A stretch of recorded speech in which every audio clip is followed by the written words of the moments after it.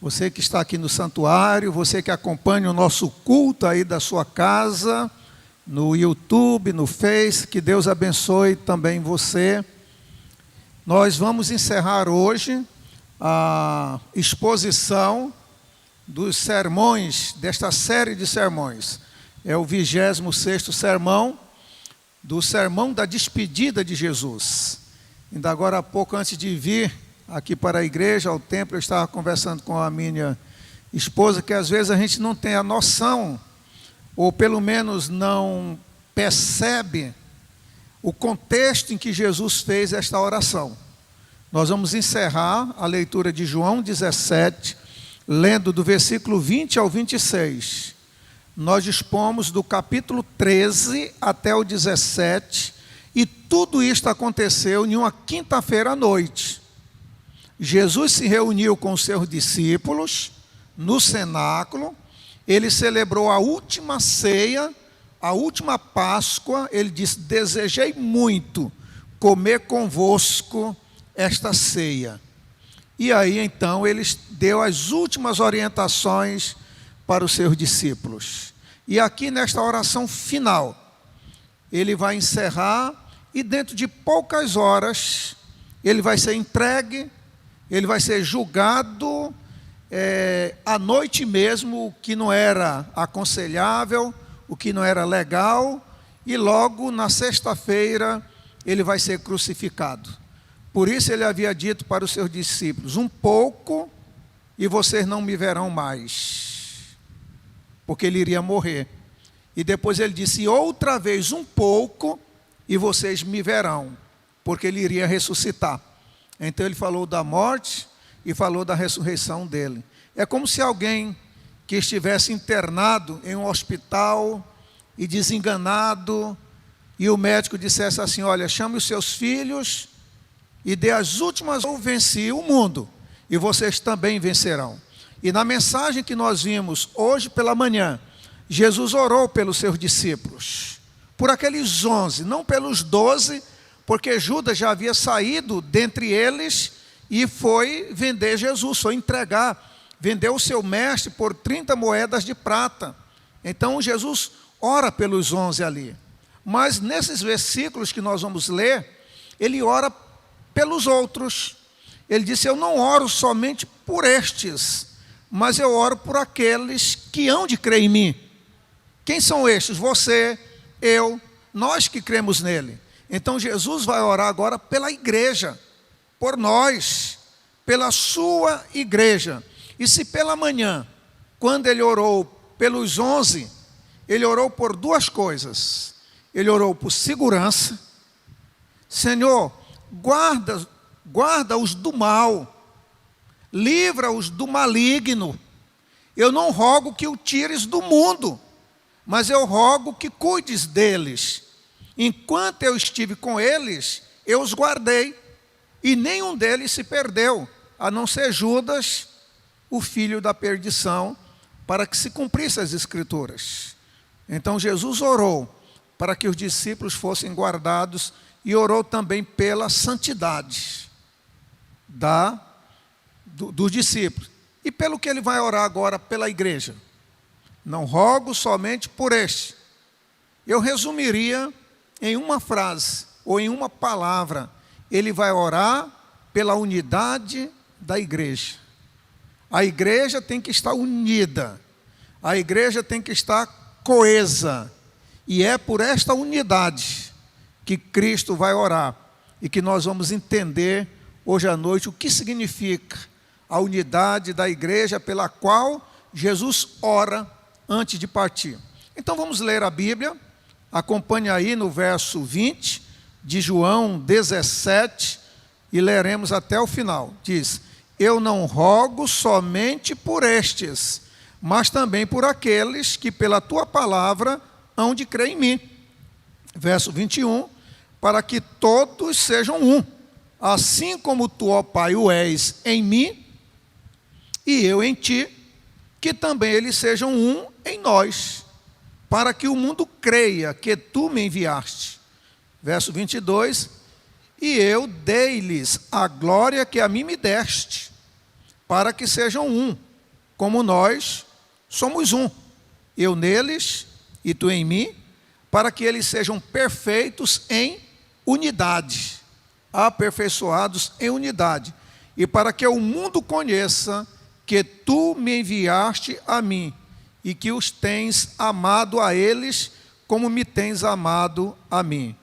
Pai, aqueles que me deste, quero que onde eu estiver, também estejam comigo, para que vejam a minha glória que me deste, porque tu me has amado antes da fundação do mundo.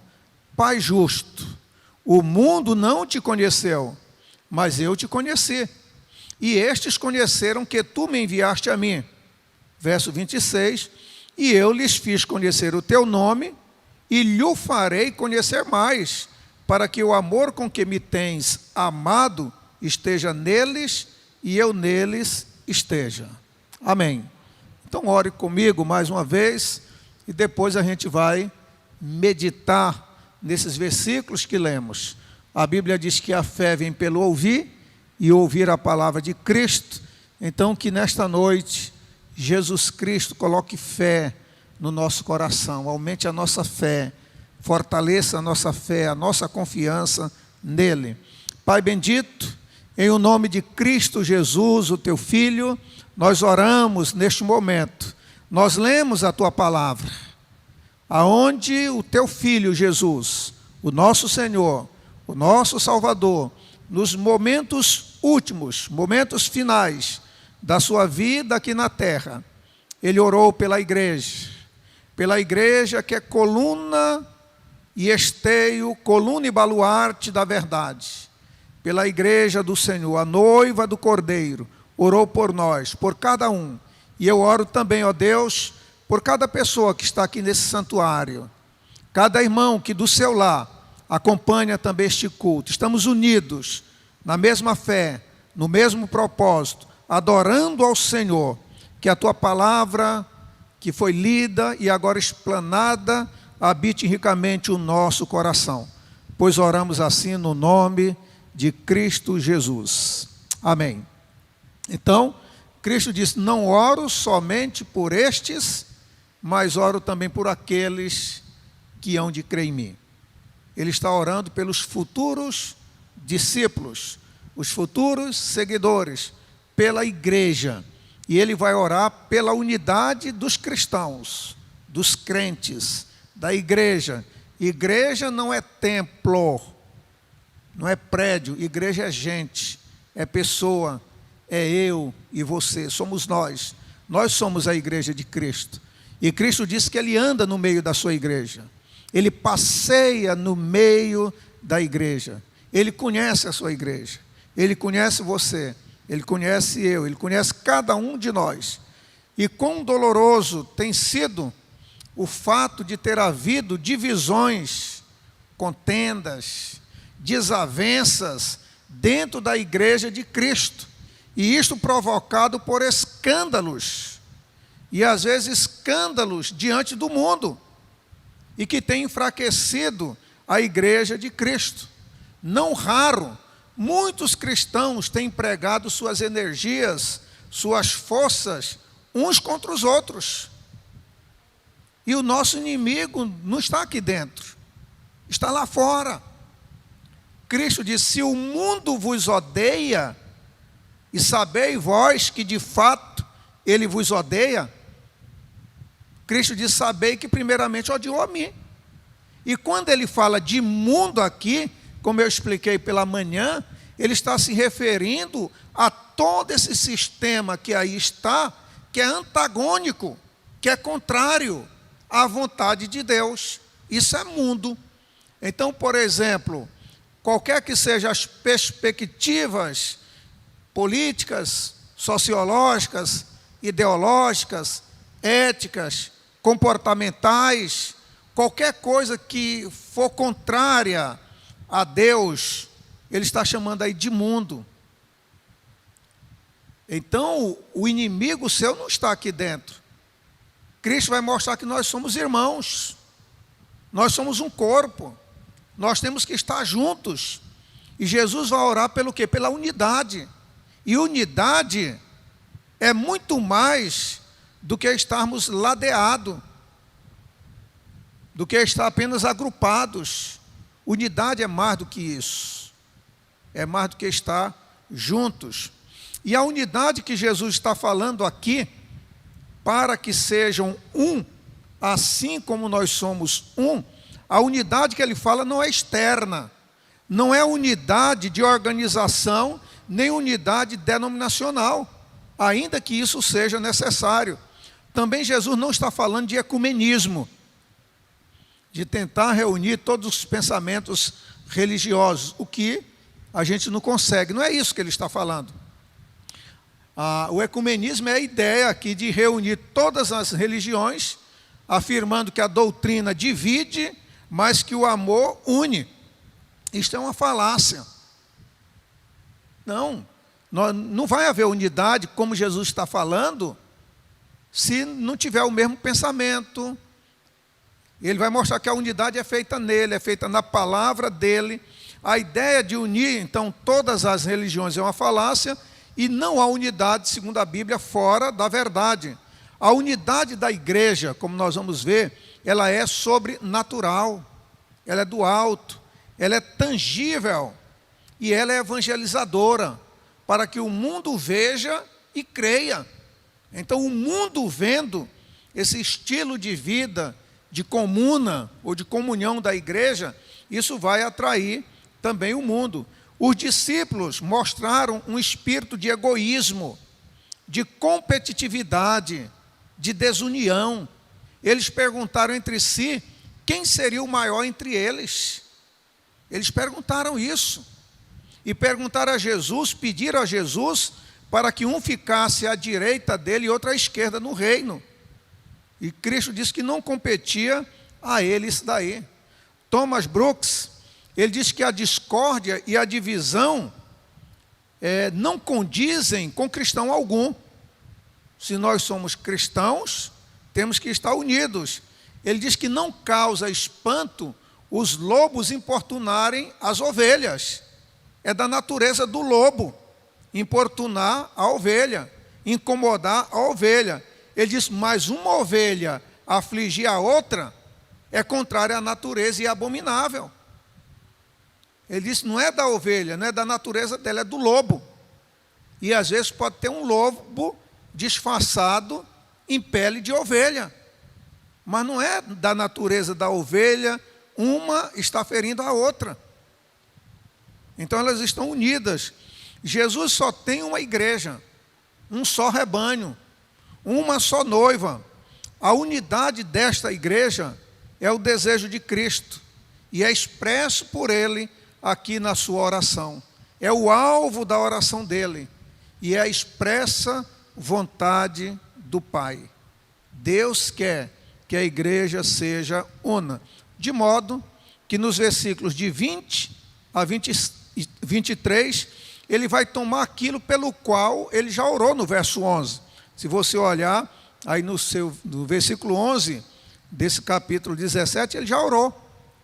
Só que agora ele vai falar em detalhe a natureza desta unidade. E finalmente, nos versículos de 24 a 26 aí, ele vai expressar seu último desejo em relação ao seu povo, em relação à igreja.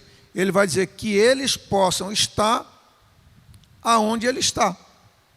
Então, o desejo de Cristo, aqui nesta oração, os dois pedidos, ou os dois blocos, o primeiro é unidade. A igreja tem que estar una. E o último desejo de Cristo para a igreja é que eles possam estar aonde eu estiver, aonde eu estou. Cristo disse, vou preparar-vos lugar e virei novamente vos buscar, para que onde eu estiver, estejais vós também. Então são os dois pedidos de Cristo Jesus. Ele usa a palavra aí no verso 11, como eu falei, ele já tinha orado por esta unidade. Ele diz, já não estou no mundo, mas eles continuam no mundo. Ele diz, ao passo que eu vou para junto de ti. E ele chama Pai Santo. guarda-os em teu nome, nome que me deste, para que eles sejam um, assim como nós. Então percebam aí esta palavra guardar. Guarda-os em teu nome. Então é Deus quem guarda a igreja, ou a unidade da igreja. Nós somos produto, então, como igreja, da obra de Cristo, ou da ação de Deus. Vamos analisar agora os versos. Versículo 21. Cristo ora pelos futuros discípulos, ou Cristo ora pela igreja. Ele ora primeiramente pela unidade. Diz o texto aí, para que todos sejam um, como tu, ó Pai, o és em mim, e eu em ti, que também eles sejam um em nós, para que o mundo creia que tu me enviaste. Então a unidade que Cristo está pedindo aí, para que todos sejam um, como tu, ó Pai, o és em mim, e eu em ti, que também eles sejam um em nós. A unidade já está aí, a unidade já existe, a unidade é em Deus, é em Cristo. E Jesus, sabendo que estava próximo à sua morte, e que os seus discípulos ficariam expostos aí ao ataque do maligno, ou às investidas deste mundo, por todas as forças tentadoras, ele então ora para que esta unidade fosse guardada. Porque poderia haver, depois da partida dele, dispersão, divisão entre o grupo, não haver mais entendimento, não ter mais um elemento coalizador ou unificador aí. Não é uma unidade a qual nós devemos procurar. A gente tem que procurar a unidade da igreja e nos encaminhar a ela. Não é isso. A unidade já existe. Nós temos é que manter. Nós temos é que ter cuidado para não quebrar. Guarda-os em teu nome. Então trata aqui de uma oração feita a Deus para guardar a unidade que Jesus Cristo, através da sua pregação, dos seus ensinamentos, da sua mensagem e da sua palavra, ele criou. Jesus conseguiu unificar, conseguiu agregar um grupo. E agora ele queria que este grupo ficasse unido. Pai e filho são unidos. Como tu és em mim e eu em ti, que eles sejam um em nós. Então não há divisão entre o Pai, que é Deus, e o Filho, Jesus. Nem de pensamento, nem de intenção, eles são unidos. Ele está orando para que haja uma unidade assim também. A igreja deve ter o caráter do Pai e do Filho. Israel foi forte enquanto esteve unido, mas ao se dividir no reinado de Roboão, ele enfraqueceu. E toda casa dividida contra si mesma, disse Cristo que não subsiste. Então a igreja tem que ter cuidado. Personalismo, ego, isso mata a igreja.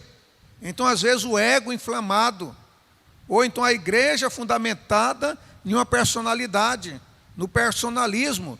Nós precisamos aprender o sentido de equipe, o sentido de família, o sentido de corpo.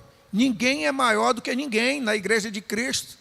Ninguém é mais importante do que ninguém. Todos nós somos servos. Nós somos irmãos em Cristo Jesus. Não há adversário dentro da igreja. Pelo menos não deveria. Nós devemos buscar o bem comum. E foi isso que Jesus desejou. E foi por isso que Cristo orou. Se nós somos filhos de Deus e membros da mesma família, nós não podemos viver em desunião. Ah, mas eu não vou com aquele irmão, eu não suporto. Não, nós somos irmãos. Não há desarmonia entre o pai e o filho, nunca houve tensão e nunca houve conflito entre a vontade do pai e a vontade do filho. Então Cristo está dizendo que eles sejam um, assim como nós. Então vamos sempre lembrar, ao pensar da unidade da igreja, a unidade do Pai e do Filho. Se você nasceu de Deus, ou se nós nascemos de Deus, se nascemos do Espírito, se nós somos coparticipantes da natureza divina, então Jesus é o nosso Senhor e nós não podemos quebrar esta unidade e nem viver brigando uns com os outros. Não há espaço no ensinamento de Cristo. Nós não estamos disputando uns com os outros. Somos irmãos, filhos do mesmo Pai, nossa origem é espiritual, nos compele aqui imperativamente buscar a unidade ou a união e não a desunião. O caráter essencial da unidade, a respeito da qual Cristo está falando, é a unidade existente entre o Pai e o Filho. Mahatma Gandhi, ele diz que divergência de opiniões jamais deveria ser motivo para críticas. E ele disse, se assim fosse, ele e a mulher dele seriam os maiores inimigos jurados um do outro. Não, você pode discordar de mim, e eu posso discordar de você. Divergência, mas unidade na divergência. Mas o discordar não me dá o direito, nem a mim, nem a você também, de nós tomarmos uma atitude de arrogância, uma atitude iconoclasta, de ferir, de agredir com palavras. Em João 14, nós já pregamos aqui sobre este capítulo, eu destaquei 3 versículos que esclarecem este assunto. O verso 20, 21 e 23 do capítulo 14. Olha o que Cristo diz. Naquele dia, vós conhecereis que eu estou em meu Pai, e vós em mim, e eu em vós. Ele estava falando daquele dia que talvez ainda estivesse um pouquinho distante, mas agora esse dia já estava chegando. Aquele que tem os meus mandamentos, verso 21, e os guarda, esse é o que me ama. E aquele que me ama será amado do meu Pai, e eu também o amarei e me manifestarei a ele. Os mandamentos, a palavra, aquele que tem, aquele que conhece, aquele que obedece, esse é quem ama a Cristo. E quem ama a Cristo será amado do Pai.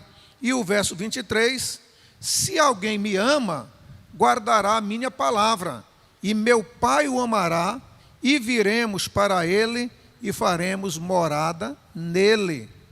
Então, que eles sejam um, assim como nós somos um. A unidade aqui é a unidade de essência. Assim como existe unidade entre a Trindade, o Deus Pai, o Deus Filho e o Espírito Santo, Jesus está orando para que haja também uma unidade na vida da igreja, unidade de essência e de natureza. Não há unidade da qual Jesus está falando sem uma operação fundamental do Espírito Santo. É o Espírito de Deus quem gera essa unidade no seio da igreja. Ela não é produzida por esforço humano, mas ela é gerada pelo próprio Espírito de Deus. O Espírito é quem vai gerar. Vamos ver a natureza desta unidade. O verso aí é muito claro. Para que sejam um, assim como nós. Então, a natureza é espiritual. Espiritual por quê? Porque é gerada pelo Espírito, gerada por Deus em nós, através da palavra que Ele enviou para que sejam um, assim como nós. Jesus não podia, naquele momento, orar a favor do mundo como tal. Eu disse, não oro pelo mundo, mas por estes. E agora Ele está orando pelo mundo, porque enviou seus discípulos também ao mundo, para que o mundo pudesse vir a crer. Então Jesus, ele ora por ele, nesse capítulo 17, ora pelos 11, e depois de orar pelos 11, ele ora por outros que haveriam de crer. E ele vai enviar os seus discípulos agora ao mundo. Ide por todo o mundo e pregai o evangelho a toda criatura. O mundo, ou pessoas que estão no mundo, podem se tornarem de Cristo. Igual ele falou para os discípulos, ou dos discípulos, eram teus e tu nos deste. Então é Deus quem dá, é Deus quem faz a obra, mas nós precisamos também ser testemunhas e anunciar a palavra de Cristo. A palavra, eles creram na palavra. A palavra é o instrumento de Deus pelo qual ele chama as pessoas à salvação.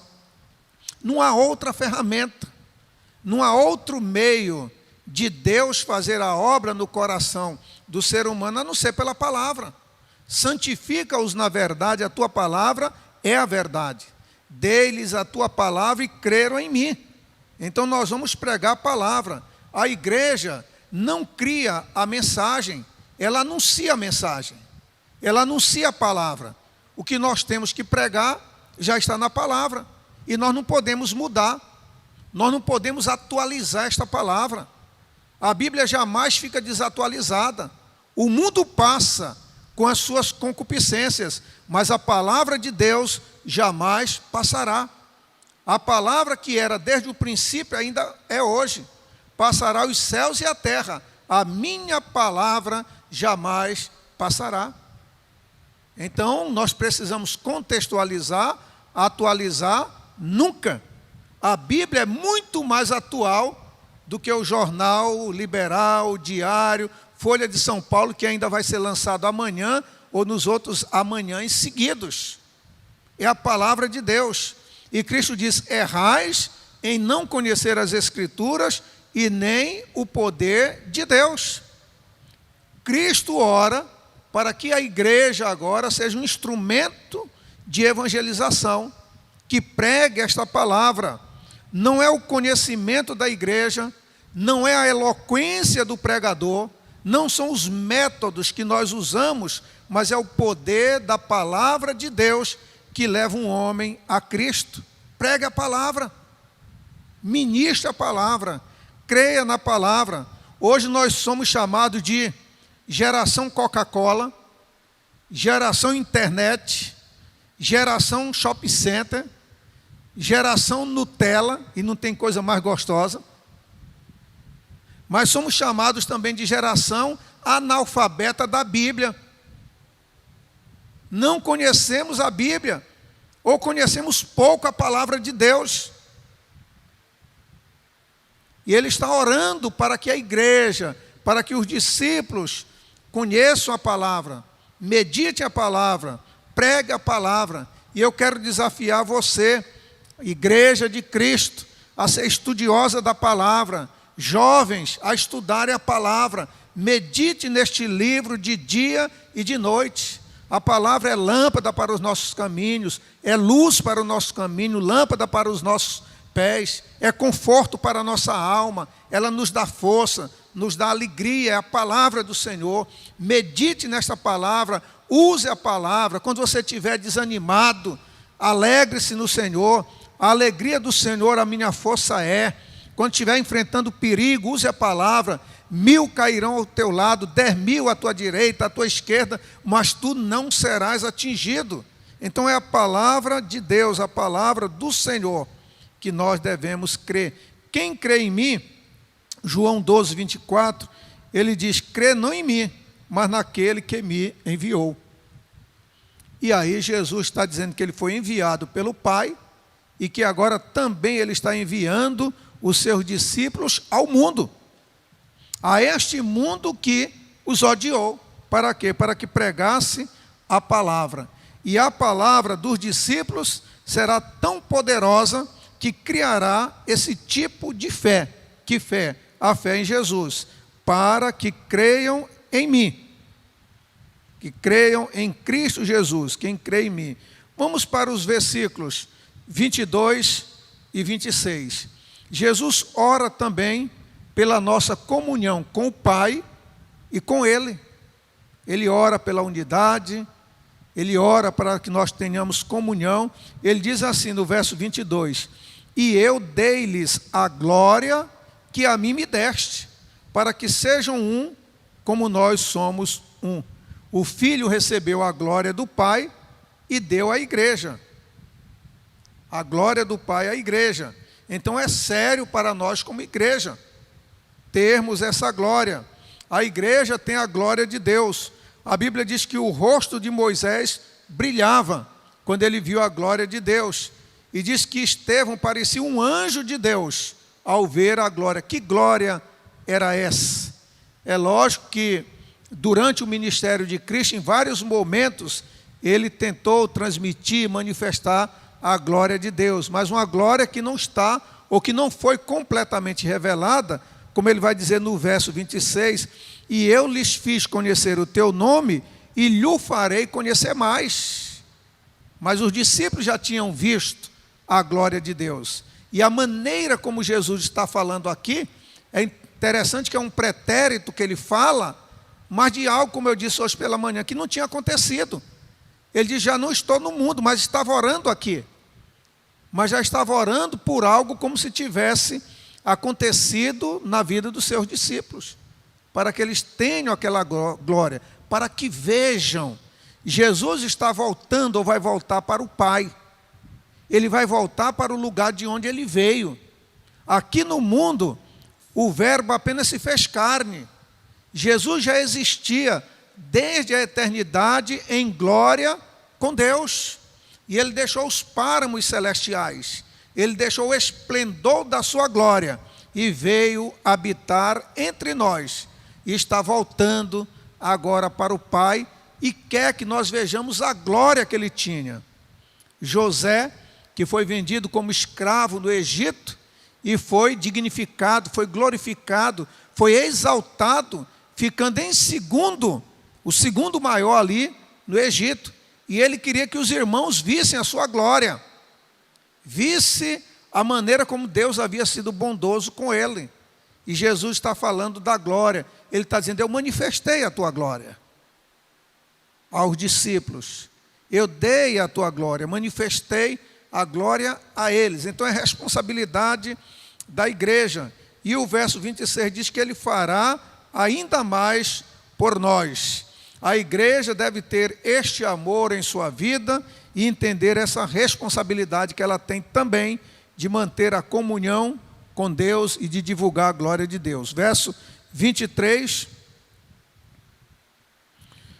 Eu neles e tu em mim, para que eles sejam perfeitos em unidade, ou aperfeiçoados, para que o mundo creia que tu me enviaste a mim e que os tens amado a eles como me tens amado a mim.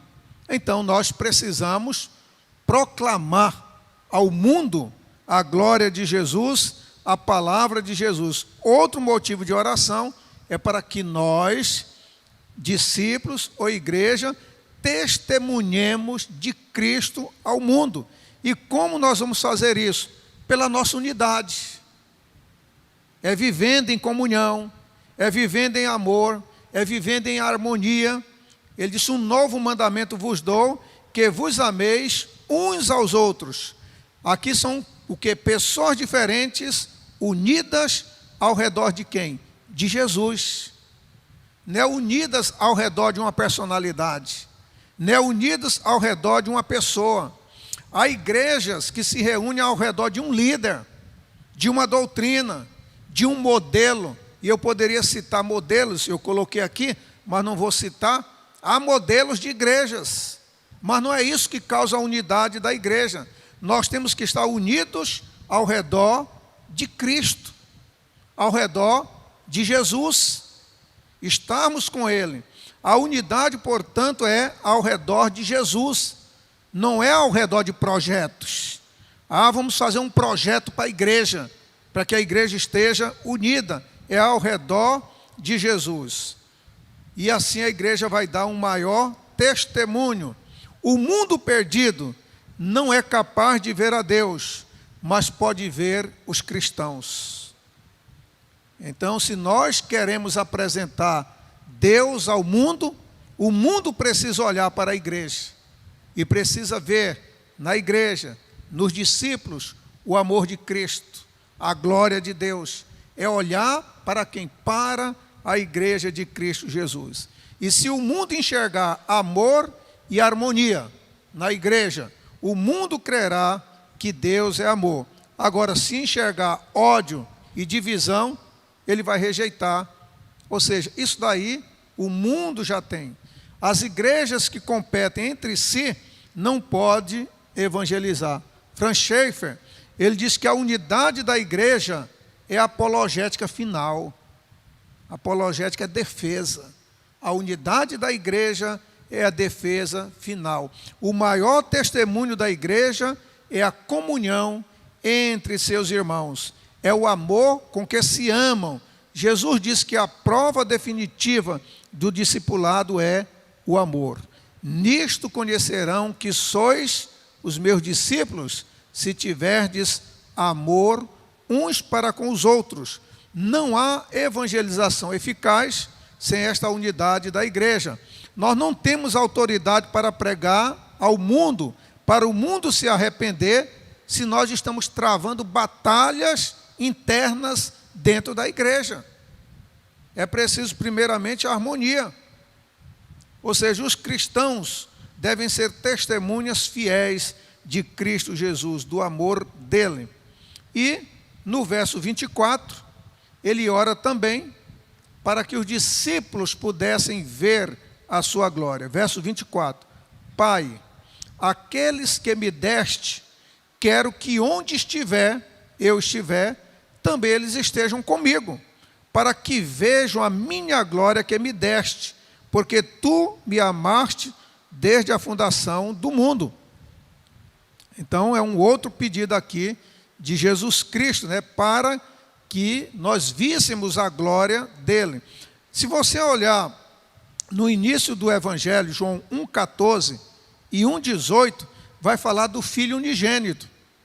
Jesus Cristo é o unigênito de Deus e ele se apresentou cheio de graça e de verdade.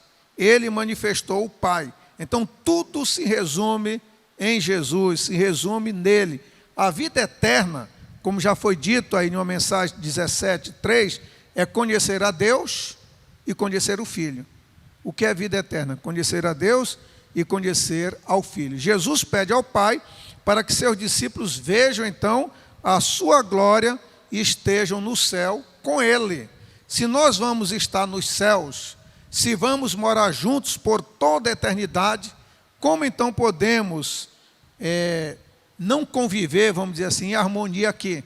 Então temos que nos preparar agora, porque vamos passar toda a eternidade juntos. Precisamos viver ou aprender a viver como família de Deus, como povo de Deus, unidos aqui, porque um dia estaremos no céu, vivendo por toda a eternidade.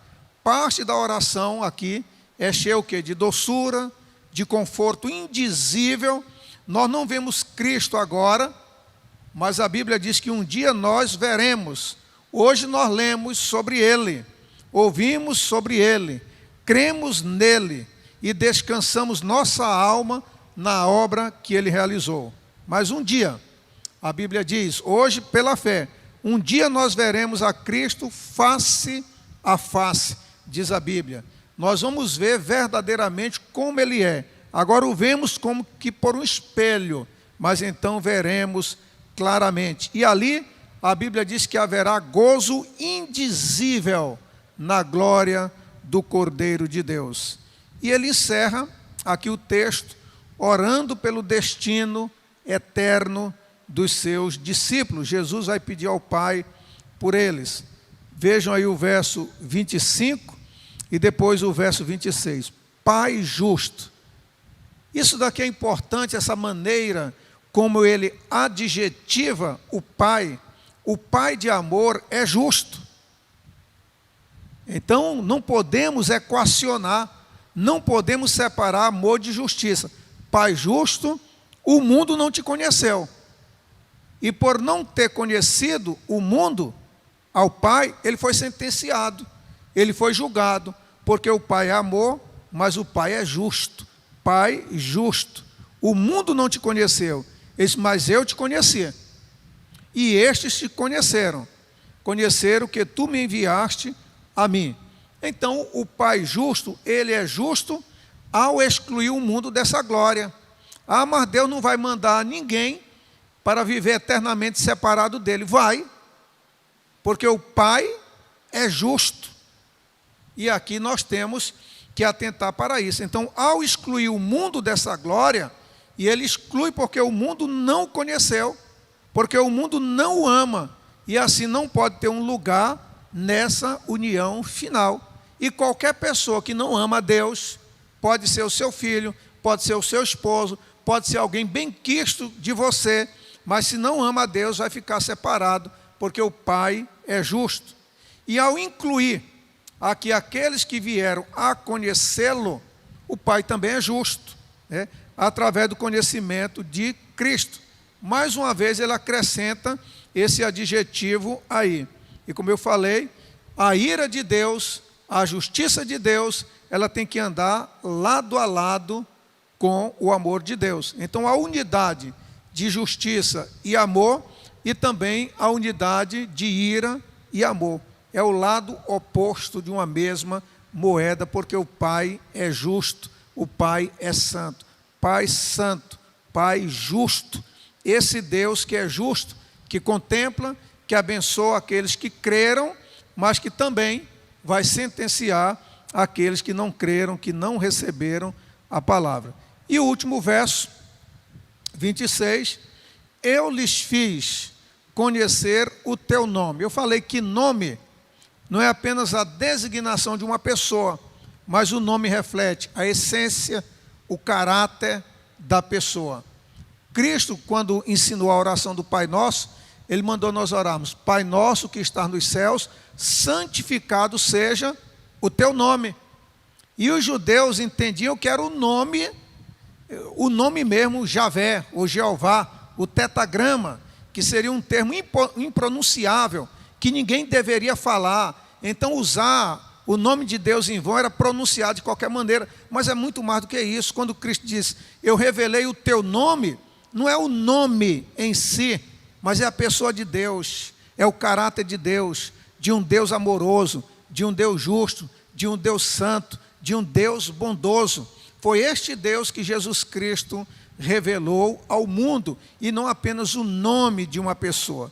Então, eu fiz conhecer o teu nome, a tua pessoa. Os discípulos conheciam a Deus. Você também precisa conhecer a Deus, porque Jesus já nos revelou este Deus, o seu caráter e a sua essência e a sua pessoa. E eu quero, portanto, aqui encerrar esta série de 26 mensagens que Cristo deixou para os seus discípulos em uma única noite. Ele reuniu e ele disse tudo o que iria acontecer com os discípulos. Lembrando a primeira mensagem que nós pregamos nesta série, no capítulo 13, a Bíblia diz que Jesus pegou uma bacia com água, pegou uma toalha, cingiu o corpo dele e começou a lavar os pés dos discípulos. E a Bíblia diz que Pedro viu aquela cena e disse, de modo nenhum lavarás os meus pés. E Cristo disse, se eu não te lavar os pés, tu não terás parte comigo. E Pedro disse, não apenas os pés, mas todo o corpo. E Cristo disse, quem já tomou banho, não precisa lavar todo o corpo. E no verso 7 ele diz, o que eu faço agora, vocês não entendem, mas compreenderão depois. Jesus deu uma lição de humildade, de simplicidade. Se eu, sendo o maior entre vós, fiz isso com vocês, e ali naquela noite ele começou a ensinar tudo aos seus discípulos, deixando as últimas palavras. Ele disse, eu escolhi 12 para estar comigo, mas um dos 12 que eu escolhi é um traidor. Está conosco no grupo, mas não está unido. Está conosco, mas não tem comunhão conosco. Este irá me trair. E a grande pergunta entre os discípulos foi, quem será? Quem é o traidor? Estava no grupo, mas não estava unido. E Pedro disse para João, que estava do lado direito de Jesus, João, pergunta para Jesus quem é. E a Bíblia diz que João inclinou-se assim para o lado de Jesus e perguntou bem baixinho, para que ninguém escutasse, mestre, quem é? Ele queria saber quem era. E Cristo disse para ele também, bem baixinho: aquele a quem eu entregar o pedaço de pão molhado, esse é o traidor. Só que o pedaço de pão molhado, o bocado, que era entregue, o primeiro pedaço, era para a pessoa mais importante da confraternização, do banquete. É como alguém que vai partir um bolo de aniversário e diz assim: para quem é o primeiro pedaço? Aí a pessoa vai dizer: é para o papai, é para a mamãe. Então, quando Jesus molhou aquele bocado e que entregou a Judas, que as pessoas não ouviram que aquilo dali era um sinal, achavam até que Judas fosse importante, mas foi um sinal que ele tinha dito: aquele a quem eu der o pedaço de pão molhado, esse é o que vai me trair. E a Bíblia diz que logo depois Judas saiu dali para executar o plano que Satanás tinha colocado no coração dele. Estava no meio dos 12, mas não era do grupo. E Jesus começou a dizer que muitas coisas iriam acontecer. Dentro de pouco tempo eu vou partir, eu vou voltar para o Pai, eu vou ter aquela mesma glória que eu tinha com o Pai. Ele disse: mas eu não vou deixar vocês sozinhos, eu vou enviar o Consolador, eu vou enviar o Espírito Santo e ele vai estar com vocês. E houve coisa que os discípulos não entenderam, como nós pregamos aqui. Quando eles saíram do cenáculo, que foram andando por aquelas ruas estreitas, não dava para ir os 12 juntos ali, então eles dividiram em grupos pequenos, de 3, de 4, e ficaram perguntando entre si: o que é que ele quis dizer? Um pouco de tempo e não me vereis, e outro pouco me vereis. E assim, com essas orientações, Jesus encerra o seu discurso de despedida, as orientações finais, orando por ele, orando pelos 11 e orando pela igreja. E pela igreja ele ora pela unidade da igreja, e para que a igreja seja testemunha de Deus aqui na terra, e para que nós como igreja vejamos a glória de Deus na pessoa bendita de Cristo Jesus. O ensino de Jesus sobre comunhão e unidade para a igreja é precioso, e nós só teremos perfeita comunhão com Deus se nós tivermos comunhão também uns com os outros. Eu não posso dizer que amo a Deus, disse João, se eu não amo o meu irmão a quem eu vejo, o meu irmão que está do meu lado. A igreja, meu querido irmão, não é um passatempo. A igreja não é um projeto pessoal ou cultural. A igreja é o corpo de Cristo. A igreja é a manifestação de Jesus aos homens. E Jesus é a manifestação da glória de Deus ao mundo. A igreja deve manifestar a glória de Jesus em sua vida. Que a sua vida, que a minha vida manifeste a glória de Jesus ao mundo. Jesus ora aqui no finalzinho pela continuação da unidade que ele conquistou, que ele constituiu na vida da igreja. Incidentalmente, é interessante notar que ele menciona aqui, no finalzinho, uma exceção extraordinária, que é Judas Iscariotes. Como eu já falei, alguém que pertenceu ao grupo, que estava no grupo dos discípulos, mas que mostrou bem claro não fazer parte dele. Verso 12: quando eu estava com eles, guardava-os em teu nome que me deste, e os protegia. E nenhum deles se perdeu, exceto o filho da perdição, para que se cumprisse a Escritura. E hoje pela manhã eu expliquei que esse para que se cumprisse a Escritura não era algo mecânico, não era algo forçado. Judas voluntariamente, ele tomou a decisão de trair o mestre. Nós podemos até dar a impressão de pertencer à igreja de Jesus Cristo, mas se não houver essa nova vida em nós, ou seja, esse novo nascimento, nós de fato não pertencemos à igreja de Cristo Jesus. João 17, portanto, é uma exortação para fazermos alguma coisa a mais. Ele faz aqui uma oração para preservar a unidade que já existe. Jesus já conquistou a unidade. De ambos os povos, ele fez um único povo. Nós somos o corpo de Cristo. E pecar ou quebrar esta unidade é pecar contra Deus, é pecar contra o Espírito Santo. Em Jesus somos todos um. Já não existe mais diferença, não existe mais separação entre nós. Qualquer unidade, portanto, que não apresente as características deixadas aqui por Cristo Jesus, não é a unidade da qual Cristo está falando e pela qual Ele orou. Neste momento, eu quero convidar você a se colocar em pé. Quero convidar o Ministério de Música da igreja também a nos ajudar aqui em um cântico ao Senhor.